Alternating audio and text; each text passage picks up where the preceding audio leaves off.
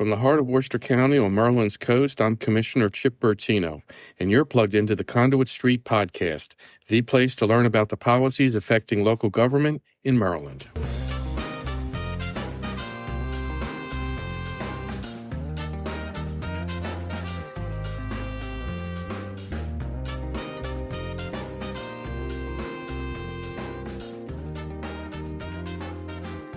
Hello and welcome to the Conduit Street Podcast. Kevin Kinnally here with my colleague Dominic Butchko. Today we're digging into energy, specifically energy security, rising costs, and what all of this means for counties and their constituents. This is certainly a hot topic and will be probably one of the hottest topics for the 2026 session. Local governments don't control energy policy, but counties host the infrastructure. We hear from residents when bills spike, and we deal with the consequences when reliability slips. Yeah, and this conversation is really timely. It sits at the intersection of a lot of things that Annapolis is thinking about right now, such as affordability, growth, land use, long-term planning. And these are all things that counties, as the government closest to the people, we wrestle with every day. Right. And so to help us unpack all of this, we're very happy to be joined by Valencia McClure, Senior Vice President of Governmental, Regulatory, and External Affairs at Exelon. Valencia oversees engagement with state and local governments, regulators, and community leaders across Maryland and D.C. at a time when energy policy is anything but quiet. Valencia, thank you so much for joining us. Thank you so much. It's good to be here. Appreciate it. And so before we jump into policy, let's ground this conversation a little bit. For listeners who hear Exelon, like they hear Exelon and they think of energy in the abstract, but what does Exelon actually do? And what role does it play here in Maryland day to day? Because I think a lot of people don't understand all of the players and how Exelon plays into our everyday lives. Right. So that's a great question. So what I will start off with, of course, Exelon is one of the nation's largest electric companies across the country. So we have 6 utilities across multiple states, and that's of course, here in Maryland, we have 3 utilities with BGE, Pepco, Delmarva. We also have Pepco in DC. We have utilities in Delaware, New Jersey, Pennsylvania, and Chicago. And we're responsible for maintaining the power grid that people rely on each and every day. And so with that, as Exelon, we like to think that we're the backbone of the state's economy, ensuring that we're providing energy delivery each day to our vast majority of our Marylanders that they have come to rely on safely, reliably, resiliently, affordably, and sustainably. And that commitment requires significant investment and, of course, long-term decision-making, not only with the utilities, but then also with our stakeholders, such as our regulators, policymakers, and legislators as well. And so before we kind of jump into the policy, that was a little bit of a primer on what Exelon is and what it does. Valencia, I want to talk a little bit about you, and this is usually my favorite part when we do these types of interviews. So you're stepping into a consolidated role overseeing governmental, regulatory, external affairs across BGE and Pepco, which you are just wearing a lot of hats. Oh my God. And especially at a time when energy issues are louder, they're more political. We remember last year, 2025 was the session of energy. It looks like we're going to have a second session of energy. So before we get into all of that, talk to us a little bit about your background. How did you end up in this very unique, high tense position? Great. So thank you for that question. And it's interesting how you say high tense position. I just had someone recently call it it's high octane on steroids when you think about obviously what we have in front of us. But I'm really honored to be in this unique position. And I'll take a step back and talk about the structure, and then I'll talk a little bit about my background. So the structure of this position as Senior Vice President overseeing governmental, regulatory, external affairs, as you mentioned, it's for all of our Exelon utilities in Maryland. So that, of course, is our Pepco, BGE, Delmarva, and it's also our utility in DC as well. And so when you look at it from that perspective of what we're leading from a regulatory, the legislative side, policy making, and also our corporate community impact as well. So the great work that we do day in, day out in our communities economic development, workforce development, all falls under this position. I'm honored because I have great teams. So although I oversee that responsibility, but there are individual governmental, regulatory, external affairs teams at each of those OpCos. So within BGE and within PEPCO, but it creates the opportunity for greater alignment of the work that we are doing across the state and efficiencies as well with our work that we're doing, but then also ensuring that we're really focused on that right when we think about energy policy. Being at such a critical juncture right now for the state, it allows us to ensure that we're moving forward in an aligned way. And so how I got here, I've been with Exelon for over 16 years through various roles. And I've had the opportunity, I always say, to have worked for the company and lived in 4 different states on behalf of Exelon, where it started in Texas, starting at a gas plant. I started on the generation side of the business. And so it's very interesting. And my background is really communications that I ended up transitioning over to the governmental external affairs side, but started So wait, so explain that to me really quick, because I think that's really interesting. So your background is communications, but you started on the generation natural gas side. Just dig into that a little bit, because that just sounds fascinating. Right. So I was actually, when I was hired to start with Exelon in 2007. And that was at the height of when there was so much focus at that time where utilities were building generation plants. And so I was brought on because of my work that I had already accomplished in my career living in Dallas to really bring more awareness to Exelon at that time within the community. So this was in Dallas and Fort Worth with our plants that we had at the time. And we were looking to actually build a new gas plant.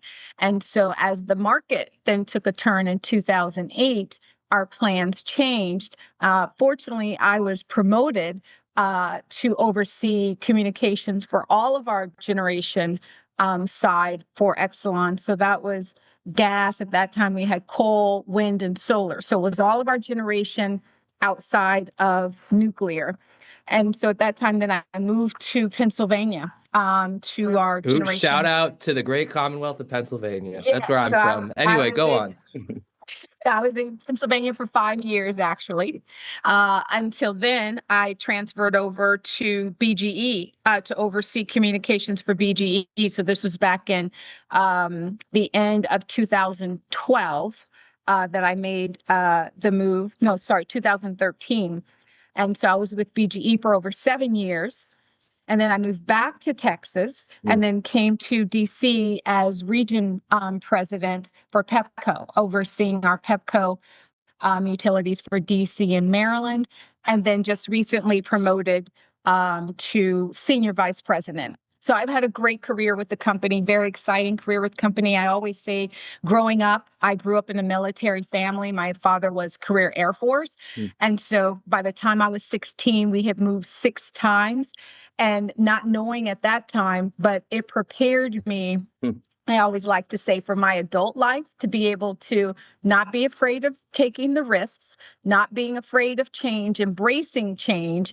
And that has definitely served me well here at Exelon. So very excited. And I always like to say, I'm honored and proud to be in this position at this time, leading such great teams throughout the BGE, PEPCO, and Delmarva footprint. Yeah, I mean, Dom is typically the personable one on this podcast, but I will follow his lead a little bit because it's a lot to unpack there in what you just said. I mean, you certainly mentioned this is a pivotal time. Your background crossing so many different, areas and roles, working with utilities, regulators, communities, and communications, which I think is going to be super important for where we are now in this pivotal moment. We all know we're only as good as our people. I'm glad you mentioned that the team's working for you. And I always appreciate when companies grow from within. And so you have all this experience. It sounds like they've certainly made the right choice. But combining all of those hats, right, and all the things that you've done for Exelon, what feels different this time outside of your new role?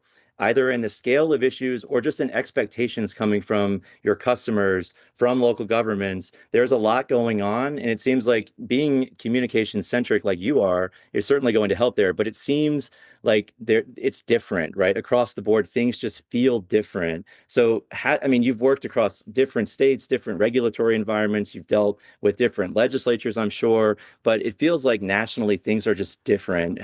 How do you describe that? It is different. So, we always like to say that in the next 10 years, we will see more change within the energy industry than we have seen in the past 100 years. And it's different in multiple ways, So I feel as if our customers require, demand, and should expect more. So that's one. So that changes even the I would say kind of the narrative in which we operate, the landscape in which we operate.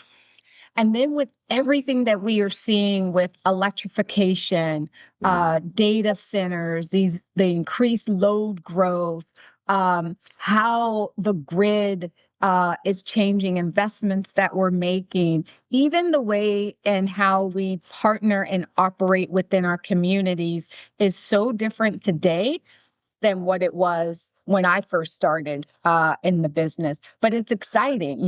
There was a time when I would say 16 years ago, when people worked in the energy space, it was not always considered what people would say a sexy place to work.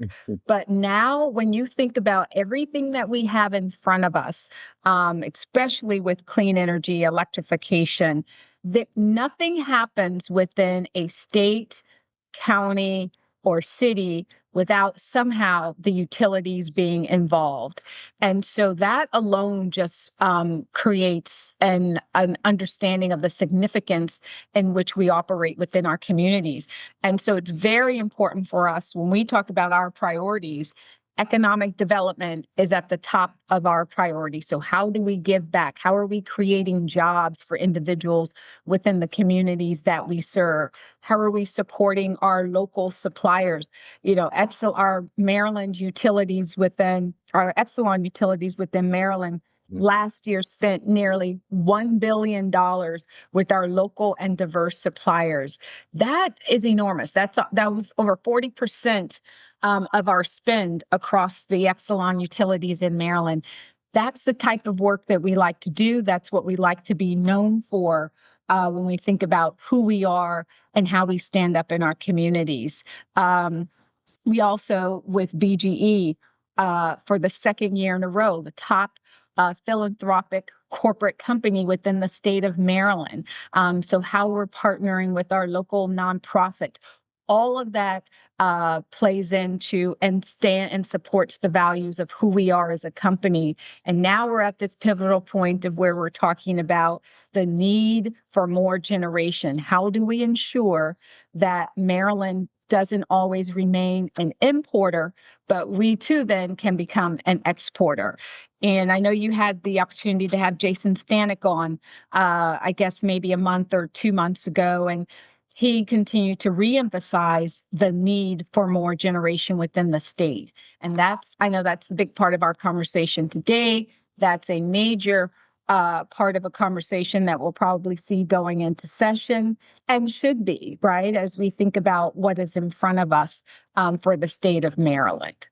Absolutely. And we do want to get into the meat and potatoes portion and talk about the current energy landscape.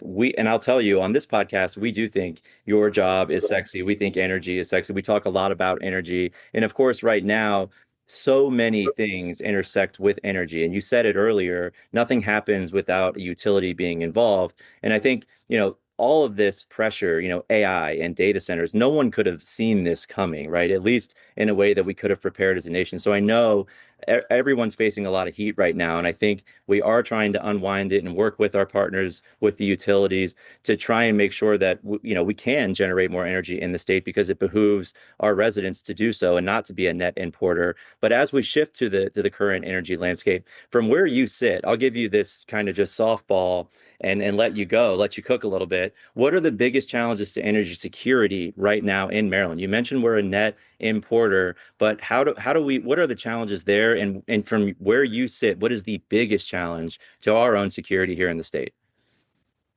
I think I would say the biggest challenge is actually people being aware of what is going on, being aware and also acting on it, right? So there's that's kind of two different things, because when you hear the projections coming from PJM and you hear projections such as, as early as the summer of 2027 in and around Baltimore City can begin seeing brownouts. That is pretty that is something that people have to take seriously. And how are we preparing for that? And then you take that in 2030 and beyond, we're really in dire straits as far as perhaps not having enough power for the people that live in Maryland. Because when you think about that statement and you really listen to it, that becomes a safety and a security issue. So there's the convenience part of having power, of just being able to operate your day in, day out. But then that starts transitioning into a safety and security issue on behalf of the state. Our CEO, he said it very well, like his analogy. He said, it's as if when you're driving your car and you see the engine light on, and this engine light is on, but you continue to drive and you don't do anything about it until the car breaks down, after you've been knowing for a while that this is where it's going to lead to. So at the time it breaks down, then of course you're forced to fix it, but you're having to do so at probably a much higher cost than if you had taken care of it at the time when the light first came on. That's where we are really as a state. So we're hearing the projections, the conversations are happening, but then how are we actually addressing it? And so for Exelon, we like to say, and I know this question has come up several times when people will ask, do you want to get back into the generation business, or why? It's not a case that we want to, it's a case that we need to, because we're not seeing merchant generators step up to the plate to actually build new generation. And because the individuals that will be impacted by it are our customers, we feel the need that we have to be at the table to help build new generation for the state of Maryland. So, Valencia, I think that's a really interesting point you brought up on potentially Exelon getting back into the generation game. And so just to put you on a spot, because this is a criticism I've heard come up on this policy question. So, the business model for Exelon is different from some of those merchant generators. And so the criticism is that if you do give Exelon or a similar utility the ability to generate again, they won't be able to do it as efficiently. I see on your side, the merchant generators aren't stepping up and we need to do something. But there's the question of, well, can Exelon do it efficiently as, some other method? So do you just have a response to that? Because that's just something that keeps percolating and I just don't know enough. I'm curious if you have any thoughts. Absolutely. And so, yes, we can do it more efficiently. And when you think about, because of how, when it comes to even financing, and of course, we've run the numbers, there's the opportunity for utilities to be able to build at a lower cost than what you would see from a merchant generator. The other benefit of having utilities to build generation is that we always like to say it's the 3 C's.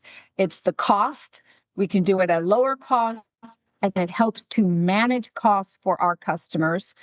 We can build with certainty, because we know that we would be required we're regulated utility, which means that it would be regulated generation. So there's the certainty that we would build because we would be required to do so by the Public Service Commission. And then there's the control. So the Public Service Commission also has control over when, how, and where we would build. So that in itself helps to bring, I would say, the predictability around cost, but then an assurance that generation is being built in the state of Maryland. And I always want to clarify that when we talk about utilities building generation, we're not looking at it as an either or. We're looking at it as allow utilities to be at the table along with merchant generators. So we're just saying, let us all partner together. It's not only allow utilities to build or only merchant generators. In the case of where we find ourselves in Maryland, we need an all above approach, and we need for all parties to be at the table. So we hear a lot about surging demand, a lot about an aging grid.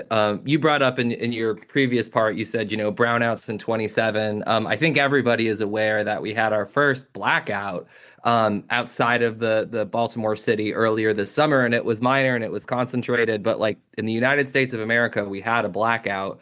The Washington Post actually put out a really interesting story recently. So the average operating data center has enough power to power a city of the population of about 50,000.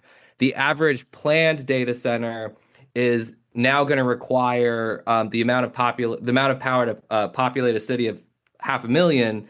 And then there's also now data centers that are going to potentially be as big that they can power a city of over 5 million people. So we have an aging infrastructure. We have this growing power demand from this new industry.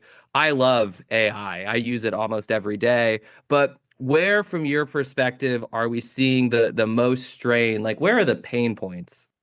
Yeah, so great question. And it's interesting you talked about the blackout that occurred earlier this summer. And so I'm going to start there, and then I'll answer your question about the strain. So you're right. This summer was really almost kind of like a look ahead of what potentially could come when you hear PJM talk about rolling brownouts as early as potentially the summer of 2027.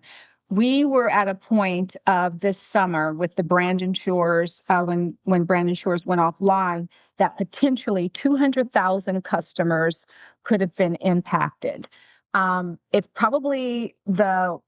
we had gone probably 5 degrees up in the weather, we would have seen almost 200,000 customers impacted. Fortunately, due to being able to work with PJM, the PSC, and all of the work behind the scenes with BGE and of course Brandon Shores, we had 4,000 customers that were impacted probably for about 20 minutes. But it was so wait, could we just stop there for a second? Because I think that's really, really stark. So if it was 5 degrees, and this is, by the way, for everyone's background, this was in the summer. So this is in I think it was July or August, the height of the summer. Everyone has their air conditioning on. You could have had, what'd you say, 250,000 individuals impacted. That's insane. And you were able to kind of narrow that so only 4,000 were impacted. I mean, making the best out of a bad situation. I feel like that's a really big win. We shouldn't have to do it. But like the 5 degrees in the summer, depending on the humidity, like that's actually not that much. Right, exactly. So it really, like I said, it's a precursor. When we hear PJM talk about their projections, this was a precursor of what potentially we could see. And so when you ask the question about the strain that we see when it comes to the aging grid, that's why with Baltimore City and all projections show it's the in and around Baltimore City is really where projected to feel the most strain. And so that's why, again, as we talk about the investments that we make to the grid, that's why it's so important for investments to be made to the grid. Where we continue to see improvement, and we love to talk about this, but when you think about the Exelon utilities in Maryland with Pepco and BGE and Delmarva, the Pepco utilities are rated number 2 across the country in reliability. So that's phenomenal when you think about where Pepco has come from in the last 10 years to be number 2 in reliability, and BGE is number 4 in reliability. So you have 2 strong utilities that are operating from a reliability standpoint because of investments that continue to be made year after year after year in the grid. And that leads to, again, why it's important for us to ensure that now our customers have enough generation. So can I ask you just a really nerdy question? Because I have a feeling our listeners are thinking the same thing. Who's number one and how do we beat them? So Because we're competitive. we're competitive too. That's a great question. Number one is ComEd, which is also an Exelon utility out of Chicago. So we always like to say number one is ComEd, two and four, as I mentioned, Pepco and BGE. And then our other utility out of Philadelphia is number seven. So across the country. So the Exelon utilities are doing very well. Our goal, obviously, is to, and we're competitive within our own family, our own Exelon family of utilities. So at Pepco and BGE, we would like to also hit that number one spot as well. So we're close on the heels, but we continue to always make sure that we are improving our reliability, and also not only reliability, but how we show up for our customers. So the whole conversation around and the importance of ensuring that power is affordable for our customers. And that's another reason when we talk about the need for more generation in the state, if we continue, it's your economics 101. If you have a greater need than what you have supply, those supply costs continue to increase. And that's what we're seeing. So 5 years or so ago, per megawatt was around $38, where today we're seeing that at $329. That's where, when you look at your customer bill, the supply portion of your bill is almost twice as much as the distribution side. The utilities, we control the distribution costs. We distribute the power to ensure it gets to your home. Supply does not come under the utilities. That's your merchant generators. They control those costs. It's just a pass through costs for us. But when customers look at the bill, because it's coming from the utility, they assume we control both portions of that bill, but we do not. And so that's the other important part when we talk about building more generation. It will help to lower the costs, which we know is impacting all of our customers today. Yeah, and I think that's a great segue as we get into rising costs and rate pressures. And look, this stuff is super complicated. It's thick. You have generators, suppliers. The average Marylander is looking at their utility bill and they're shocked, right? They don't understand necessarily where those costs are coming from. They just know that the bills are higher. And counties are getting this question a lot. Why are my energy bills going up? Why are bills escalating to the point that they are? And people also, there's this narrative out there about data centers, and we all know about the extension cord that's coming from Pennsylvania across our state to connect data centers in Virginia. And so there's just so many narratives out there about energy. And I think people obviously, and I think understandably, are confused about why their energy bills are going up. They hear about AI, they hear about data centers, they hear about, the need for other states in the PJM region. It's all very complicated, but I know you can answer this question for us today. Why are energy bills going up? What is driving the volatility that residents are seeing? I think you got into that a little bit, but is that the whole story, or is there something else? Does any of this have to do with the demand from data centers that are soaking up a lot of power? And we know we need it. We understand that. But is that the reason? Is it the lack of infrastructure? I mean, what is going on, and why are bills escalating to the point that they are? How much of it is infrastructure versus market driven? Like, are we not building enough? Is this just the free market at work? I'm interested in that. Great question. So to answer it is, we're not, so part of it is the demand that is coming from electrification, data centers, and we're just seeing mass development across the country. So the demand is there, and we're not building enough.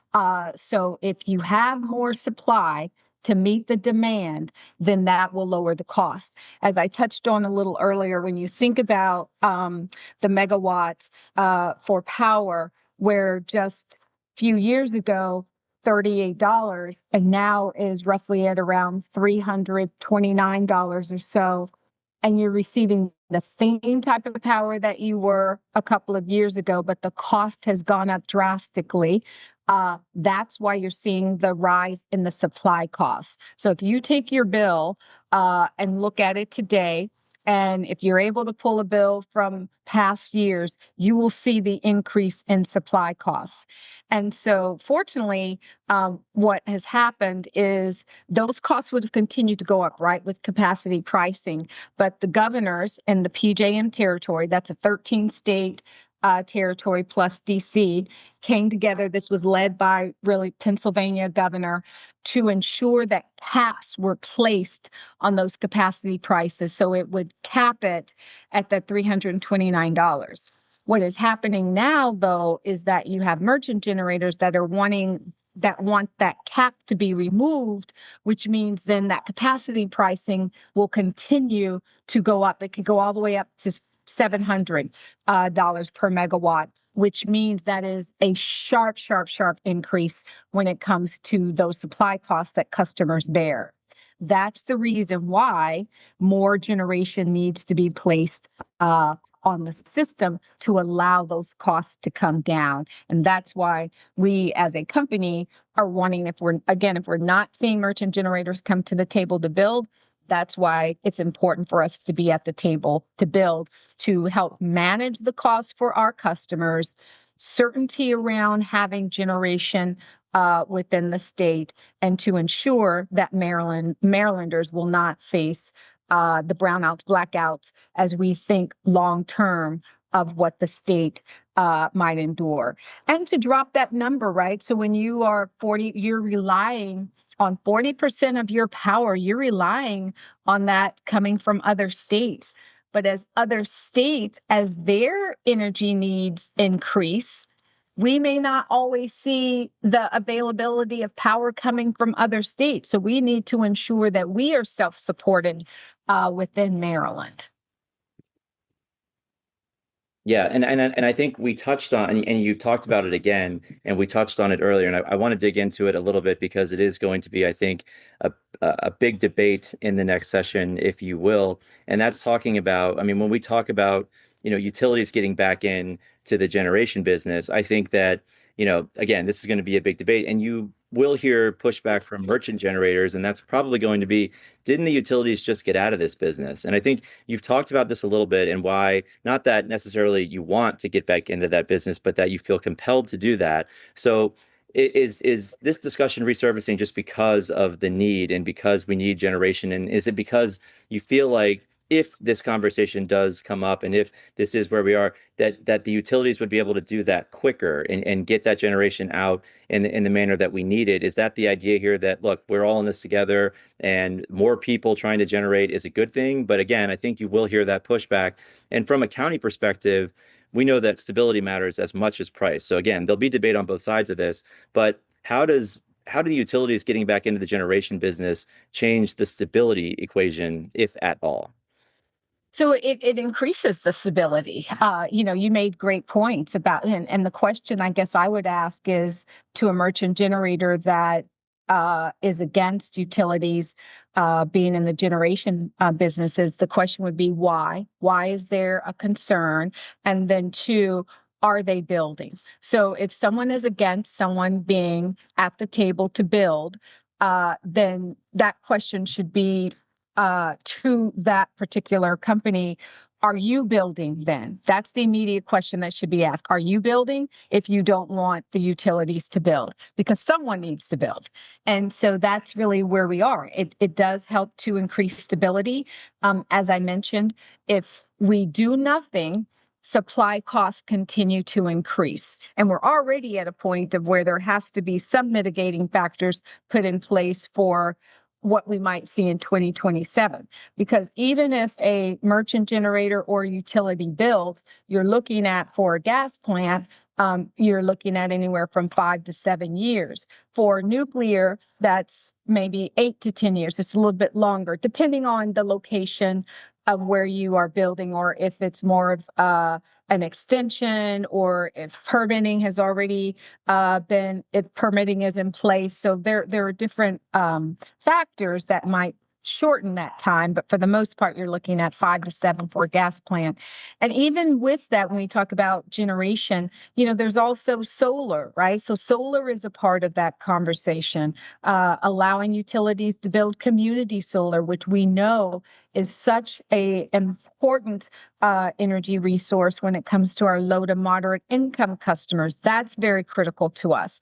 Battery storage, and although, battery storage, as we know, allows us to store excess renewable energy and then to deploy it when demand is high or generation is low. That is critical to us. So when we talk about an all of the above approach, we're talking if that's dispatchable gas, if it's community solar, battery storage, again, allowing utilities to be at the table.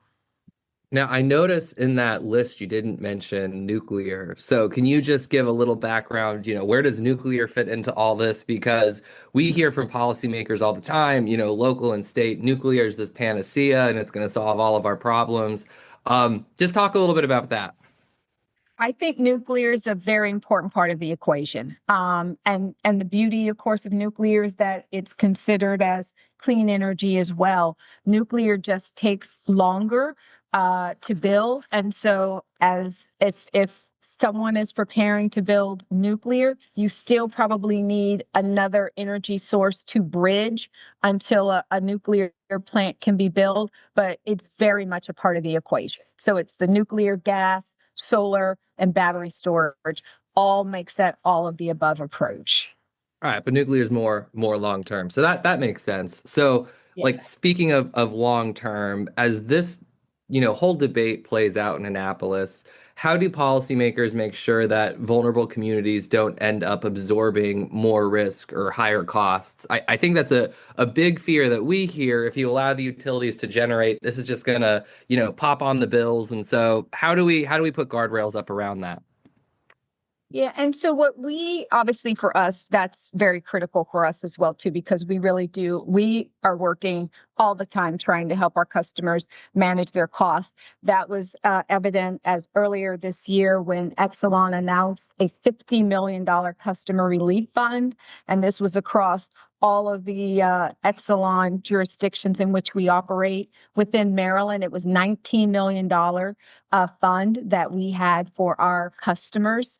And so we are always looking to see how we can support our customers, whether through the flexible payment arrangement plans that we have, customer relief fund that we had earlier this year. And of course, when it comes to being able to ensure there's more generation on the system, which helps to manage the costs as well. And so equity is critical for us, and that plays into even how we work with our local and diverse suppliers. We also know when it comes to a generation plant, that's not only construction jobs. Depending on the size of a plant, you might be looking at 1,000 construction jobs, but it's also permanent jobs as well. It also means that you're hiring your local and diverse suppliers to be able to be a part of building out this plant. So we always work within a lens of ensuring there's equity, anything that we do day in, day out of who we are as a company. And that's where, too, as we think about community solar, that's also the beauty of community solar, because that is specifically for low to moderate income customers, where customers can see almost 50% savings when it comes to their bill due to community solar. And I certainly think that's a big part of the conversation. And Mako has been involved with those bills. And, when it comes to solar, obviously we've had a big impact and we feel those impacts with utility scale solar. I think counties have always asked that solar be installed on rooftops, brownfields, gray fields. We'd prefer to see it there rather than open ag land. And I think there has been agreement, I think, broadly on that issue and trying to get more solar on these big, strong buildings that are brand new and can handle it. But, oftentimes I think when it comes to the county role and coordination, even though, again, counties don't regulate the rates, they are on the front lines when things go wrong. So when you have power outages or siting disputes, emergency response, constituent frustration, obviously people go to what they know most, which is the local government. So when we talk about kind of communicating, and that's your expertise, communicating with our residents and coordinating with utilities, what can counties and utilities do better to work together earlier before projects or policies run into friction at the local level? And we're hearing from constituents and those concerns sort of boil over. To me, both sides can come together and do better to manage those expectations and to make sure that people understand what's happening and why it's happening. That's an excellent point. And that's one of the things that we always strive is, and we take great pride when we have really great working partnerships with our county leaders, our council members, because it's all an extension, right? We're an extension of the work that they're doing. They're an extension of the work that we're doing.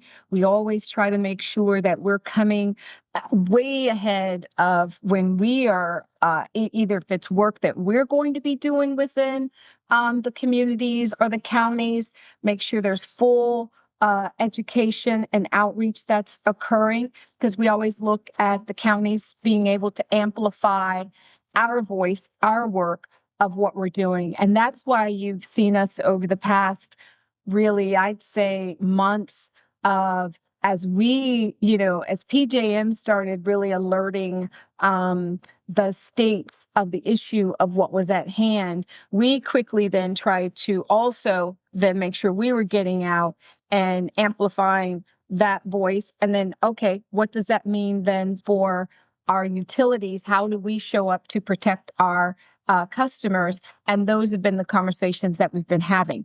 I do agree that the voice on this can be elevated. And so you'll see us more now reaching out to the broader public and ensuring that people are educated. Because you had mentioned earlier, it is a very comprehensive, hard, I think, story to tell and for people to understand, especially when you have one bill going to a house. All people know is their local utility, and that's where the conversation gets difficult. People weren't aware of PJM until earlier this year when you had, what we saw come out of the winter bills earlier this year. That's when people started, okay, who is PJM? What do they do? A lot of your local leaders weren't aware. And certainly customers aren't aware of PJM. So we continue to find ways to, how do you drill down on the message and make it very simple to where people can understand who a merchant generator is, what supply means, and that utilities, we only distribute your energy. We don't produce the energy, but you're paying for it all in one bill, because that was to help make it seamless for a customer and easy for a customer instead of having to pay two separate bills. So there is a lot of education. We are probably still just at the cusp of it. So there's a lot more work that needs to be done to ensure people are really aware of what it means, who's producing your power, how it's distributed, the role of a utility, role of a merchant generator, and what might be down the road when it comes to ensuring that Maryland has enough generation. So Valencia, as we close this out, I want to look ahead to the upcoming session. We're recording this on Tuesday, December 16th. Our listeners will probably check my math here, but we are 30 days away from the start of session, 97 days away from crossover, and 120 days away from sine die. But who's counting? But as we look towards this session, what do you think will be the big focus? What should legislators be talking about? What are the key policies that should be tweaked or should pass, when we're talking on sine die or post sine die next year? Well, I'll start off by saying, the past last year's, well, I always say last year, but this past session with the Next Generation Act, it was a great start. Great start. We saw the directives for RFPs around incentivizing more generation to be built in the state, but it was a start. There's still more work that needs to be done. And so Our hope is that we will see legislation that will allow utilities to own and operate, if it's battery storage, community solar, dispatchable gas, that we really see real conversation around the emphasis of the need for more generation, that we see conversation around what can we do to ensure we don't continue to see rising supply costs. That is going to be so important for customers and Marylanders, that they can feel comfortable that there is going to be enough generation in the state. And so I know we've had several conversations, continue to do so, but we just hope that at the end of sine die, we would see legislation that continues to allow all parties at the table, utilities to be alongside your merchant generators, ensuring that Marylanders have enough power, and that is one less safe and reliable and affordable power moving forward. And I do want to say, as we talk about ensuring that people have a place to go to receive education and to make sure they're aware of what we're facing when we talk about the generation supply issue. We have a website that people can go to called takebackourpowermd.org. So it's takebackourpowermd.org. That will have all the information that they need to help them educate themselves. And if they want to reach out to their legislators, they can do so as well. Thank you for that. And I think, education is a good thing, and people having sort of a repository to go and learn about all of these super complicated issues. And I'll say, the debate around generation is not necessarily a Mako issue. And we'll watch this debate play out. And it's certainly an interesting one, but certainly what is a county issue is our constituents and their utility bills and the cost of living and affordability. What happens, Valencia, if Maryland waits too long to address reliability and capacity challenges? Because again, that's sort of where the rubber meets the road. Counties are not in the generation business, they're not in the distribution business, but they certainly feel the effects, and our constituents feel the effects. So what happens if Maryland waits too long to do something to address reliability and capacity? I'm not saying what that something should be, but I feel like something needs to be done, and I feel like it could be pretty bad if we wait. It could. So it could be bad. And the first critical way, obviously, is from a safety security perspective, that we would encounter the rolling brownouts and blackouts. And this is not something that the utilities have made up. We hear that coming from PJM, who has done a great job of really trying to every opportunity they can, making sure that they're messaging what Marylanders might be facing in the coming years. And then in addition to that, we continue to see bills rise. And so that is real. And we know customers are facing those challenges today. And so if challenges are being faced today, you can only imagine if you continue to see the supply costs continue to go up. And so though that's real, and it's touching every family. Employees that work within our utilities, they too live and work within the counties and communities that we serve. They have family members and friends. And so it impacts people even working within the company. It is across the board. And so that's why it is so important for us to make sure that we're doing our part, that people are aware of how can we try to help with managing utility costs, at the same time ensuring that the state has the generation that it needs. And so we're not always relying on importing generation in the coming years. Well, Valencia, we really appreciate this timely conversation, and thank you for sort of setting the table for some of these issues that will pop up in the 26th session. I do want to give you the last word before we wrap up.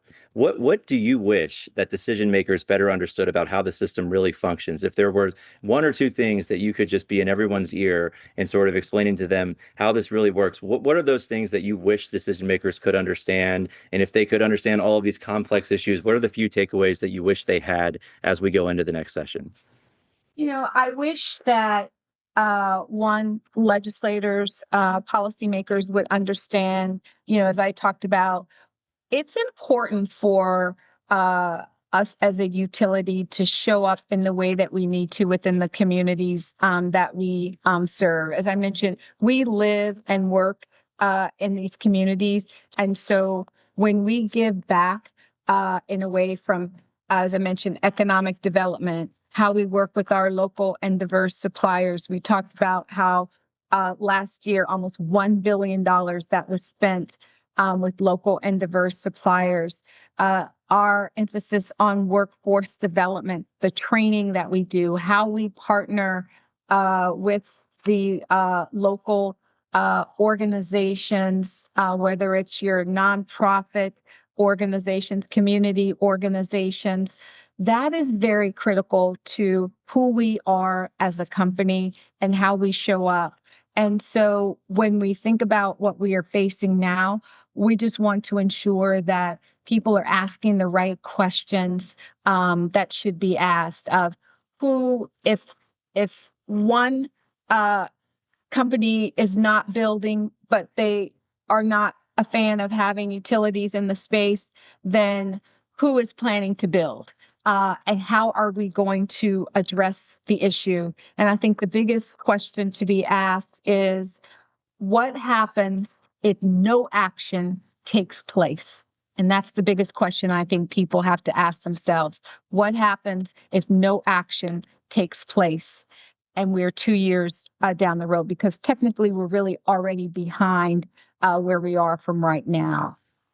Great takeaways from Valencia McClure, Senior Vice President, Governmental, Regulatory, and External Affairs at Exelon. Valencia, again, we really appreciate your expertise and we really appreciate all the information. We'll make sure that we link the website that you discussed, and we make sure that we link all of your information and how to best get in touch with Exelon. But Valencia, thank you so much again. We really appreciate your time.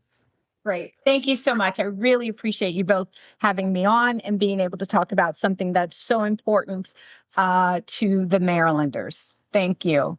We'll go ahead and leave it there for today. If you enjoy the Conduit Street podcast, please go ahead and subscribe. That way, all of these episodes will be sent directly to the device of your choice. You can also follow along on social media, Facebook, Twitter, and then, of course, the Conduit Street blog. But for Dominic Butchko and Valencia McClure, this is Kevin Kinnally signing off.